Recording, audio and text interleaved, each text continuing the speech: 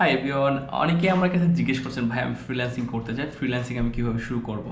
অর্থাৎ আপনি মানে অনলাইন থেকে কীভাবে ইনকাম করবেন অনেকে জিজ্ঞেস করেন। অনেকে জিজ্ঞেস করেন ভাই আপনি তো ডাটা এন্ট্রি কাজ করেন, অনেক বিষয়ে কোশ্চেন করে থাকেন। তাহলে আজকের ভিডিওতে আমি আপনাদের সাথে আলোচনা করবো, আপনি ফ্রিল্যান্সিং শুরু করতে চান তাহলে আপনি আসলে কীভাবে শুরু করবেন। এখন ফ্রিল্যান্সিং শুরু করতে হলে আপনাকে যে বেসিক থেকে শুরু করে যে বিষয়গুলো থাকবে সেগুলো আমি সংক্ষেপে চেষ্টা করবো শেষ করার জন্য।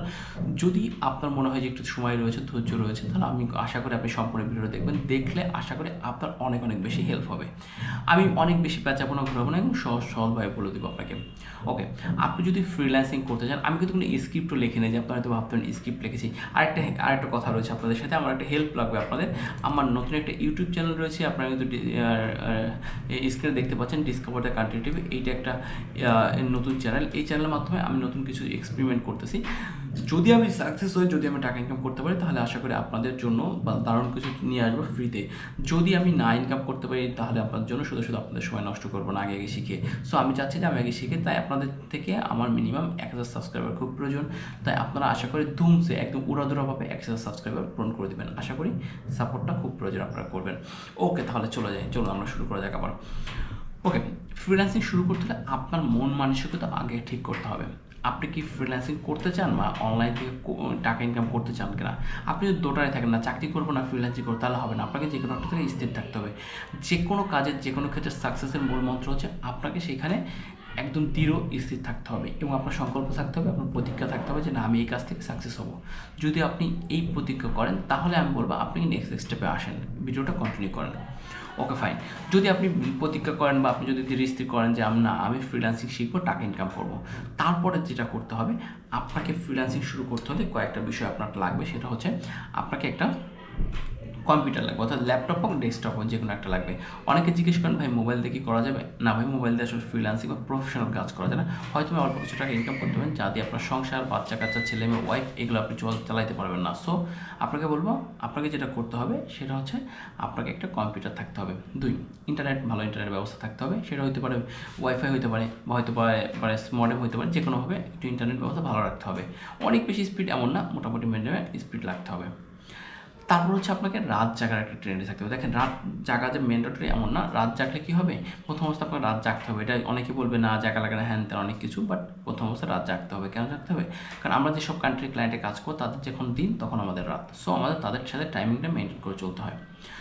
চার চার হচ্ছে আপনাকে যেটা করতে হবে, পরিশ্রম করা মেন্টালিটি থাকতে হবে।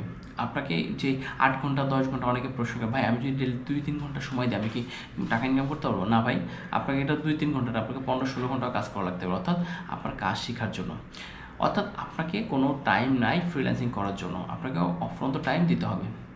5 যদি বলতে হয়, আপনাকে কী করতে হবে, যে পরিশ্রম করা মানসিকতা থাকতে হবে, আপনাকে অনেক বেশি হার্ড ওয়ার্কিং করতে হবে। 6 যদি বলি আপনাকে অনেক বেশি ধৈর্য থাকতে হবে। ধৈর্য ছাড়া এই সেক্টরটিকে আপনি হয়তো 6 মাস একটা অর্ডার না পেতে পারেন, 1 বছরও না পেতে পারেন, কিন্তু পরবর্তীতে দেখলে আপনি আল্লাহ যদি আপনাকে রহমত করে আপনি অনেক বেশি আগায় যেতে পারবেন। 7 নম্বর পয়েন্ট হচ্ছে আপনাকে যেটা করতে হবে যে প্রতিনিয়ত নতুন কিছু শেখার আগ্রহ থাকতে হবে। কারণ আপনি আজকে একটা স্কিল জানেন, যেমন ধরুন ডাটা এন্ট্রি জানেন, লিড জেনারেশন জানেন, ডিজিটাল মার্কেটিং, কালকে 2 বছর 4 বছর পর হয়তো আপনার সেই স্কিলটা ডিমান্ড নাও থাকতে পারে। যেমন এখন ডাটা এন্ট্রি ডিমান্ড খুবই কম, লিড জেনারেশন ডিমান্ড আছে এবং থাকবে, ওটা কোনো ডাউট নাই, বাট ডাটা এন্ট্রির ডিমান্ডটা খুবই কম। সো আপনাকে কী করতে হবে, নতুন নতুন কিছু শিখতে হবে। এই কয়টা মানসিকতা যদি থাকে, তাহলে আপনি পরবর্তী স্টেপে যাবেন। এখন পরবর্তী স্টেপে যাওয়ার নিয়ম কি? পরবর্তী স্টেপে যাইতে হলে আপনাকে যেটা করতে হবে, আপনাকে সবগুলো ফ্রিল্যান্সিং সেক্টরে কোন সব কাজের ডিমান্ড রয়েছে সেসব কাজের ডিমান্ড, যেমন ভিডিও এডিটিং হতে পারে, ওয়েব ডেভেলপমেন্ট হতে পারে, এসইও হতে পারে, লিড জেনারেশন হতে পারে, তারপর হচ্ছে আপনার ফেসবুক অ্যান্ড গুগল অ্যাডস হতে পারে। এরকম অনেক ধরনের কাজ আছে যেসব কাজের প্রচুর ডিমান্ড রয়েছে। সো এই কাজগুলো নিয়ে আপনাকে কিন্তু রিসার্চ করতে হবে যে আপনার কোন কাজটা ভালো লাগে। অন্য একজন একটা কাজ করে 1 কোটি টাকা ইনকাম করছে, আপনাকে ইনকাম করবেন এমন কোনো বিষয় না। আপনি তো কমও তো করতে পারেন, তাই না?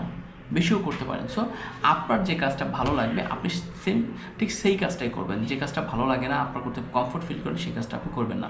Okay fine. আপনি যদি স্কিল হয়ে থাকেন, সবগুলো এক্সপেরিমেন্ট করে যেটা আপনার ভালো লাগে সেই কাজে আপনি দক্ষ হবেন। চাইলে ইউটিউব দেখে শিখতে পারেন। আর যদি মনে করেন যে না আমি ইউটিউব দেখে শেখা পরে আমি আপনাকে বলবো যে প্রথমে ইউটিউব দেখে সম্পূর্ণটা শেষ করেন।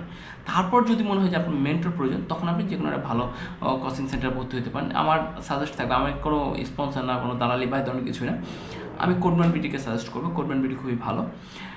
তারপর আপনি যখন কাজটা শিখবেন, শেখা শেষ হয়ে গেলে পরে আপনি আপওয়ার্ক, ফাইবার এবং লিঙ্কডইন, তারপর অন্যান্য প্ল্যাটফর্মগুলো রয়েছে সেগুলোতে আপনি বিভিন্ন অ্যাকাউন্ট খুলবেন, অনলাইন প্রেজেন্সটা বাড়াবেন, দেখবেন যে আপনি আস্তে আস্তে এই সেক্টরে খুবই দক্ষ হচ্ছেন এবং আস্তে আস্তে আপনার কাজ আসা শুরু হচ্ছে। কিন্তু আপনাকে বলবো ধৈর্য ধরবেন, 6 মাস 1 বছর ধৈর্য ধরবেন। কী হবে, যখন আপনার প্রোফাইলটা অনেক বেশি গ্রো করবে, আপনি বেশি পপুলার হবেন, পরিচিত হবেন, তখন দেখবেন যে আপনার কিন্তু অনেক বেশি কাজ আসা শুরু হয়েছে। যেমন ধরুন আমার একটা ক্লায়েন্ট ইটালি করছে, সে তার ফ্রেন্ডে আমাকে সাজেশন করে দিয়েছে। একটা কোম্পানিতে একজন ক্লায়েন্টের কাজ করছে, তার কলিগকে সাজেস্ট করে দিয়েছে। এখানে আপনি আস্তে আস্তে কিন্তু আপনার ক্লায়েন্ট প্রচুরলি বাড়তে থাকবে। সো আস্তে আস্তে দিন দিন আপনার প্রচুর কাজ থাকবে। এইভাবে যদি আপনি শুরু করতে পারেন স্টেপ বাই স্টেপ, আমি আশা করি আপনি ফ্রিল্যান্সিং সেক্টরে টিকে থাকতে পারবেন, সার্ভাইভ করতে পারবেন এবং ভালো কাজ করতে পারবেন। আমার মনে হয় যে ফ্রিল্যান্সিং সেক্টরে যারা আসে 100 জনের ভিতরে 90 জনই টিকে থাকতে পারে না, কারণ তাদের ধৈর্য এই বিষয়গুলো তাদের কাছে নাই। সো আপনি যদি ধৈর্য ধরতে পারেন তাহলে আপনি কিন্তু কাজ করতে পারেন। আর হ্যাঁ, আপনি যদি কোনো কারো বিজ্ঞাপন দেখে আসেন যে চটকদের বিজ্ঞাপন মাসে লাখ টাকা, 5 লাখ টাকা, 10 লাখ টাকা ইনকাম করে, তাহলে ভুলে যান। আপনাকে পরিশ্রম করতে হবে। তাদের এই পজিশনে আসতে তাদের অনেক বেশি পরিশ্রম করা লাগছে। আমি কি বুঝাতে পারছি? আশা করি আপনারা বুঝতে পারছেন। আর হ্যাঁ, আপনারা যদি এখনও সাবস্ক্রাইব করে না থাকেন আমার চ্যানেলটি সাবস্ক্রাইব করবেন এবং বেল বাটনটি প্রেস করে রাখবেন। ধন্যবাদ সকলকে সম্পূর্ণ ভিডিও দেখার জন্য।